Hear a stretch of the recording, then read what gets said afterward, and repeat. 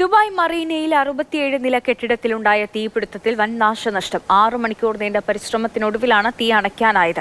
അഗ്നിബാധയെ തുടർന്ന് നഗരത്തിലെ tram service ഭാഗികമായി തടസ്സപ്പെട്ടു. ദുബായിലെ ഏറ്റവും വലിയ അത്യാഡംബര സ്ഥലങ്ങളിൽ ഒന്നായ മറീനയിലെ ഫ്ളാറ്റിൽ ഇന്നലെ രാത്രി 11 മണിയോടെയാണ് തീ പൊട്ടിപ്പുറപ്പെട്ടത്. 67 നിലകളുള്ള മറീന പിനാക്കിൾ എന്ന കെട്ടിടത്തിൽ 764 അപ്പാർട്ട്മെന്റുകളുണ്ട്. 3820 താമസക്കാരാണ് കെട്ടിടത്തിലുണ്ടായിരുന്നത്. തീ ആളിക്കത്തിയതോടെ അടുത്തുള്ള കെട്ടിടങ്ങളിലേക്കും പടരുമോ എന്ന ആശങ്കയുമുണ്ടായി. എന്നാൽ പുലർച്ചെ 2 മണിയോടെ പോലീസും സിവിൽ ഡിഫൻസും ചേർന്ന് തീ നിയന്ത്രണ വിധേയമാക്കി. പല ഘട്ടങ്ങളിലായാണ് കെട്ടിടത്തിലെ താമസക്കാരെയെല്ലാം ഒഴിപ്പിച്ചത്. 6 മണിക്കൂറിന് ശേഷമാണ് തീ പൂർണ്ണമായും അണയ്ക്കാൻ കഴിഞ്ഞത്.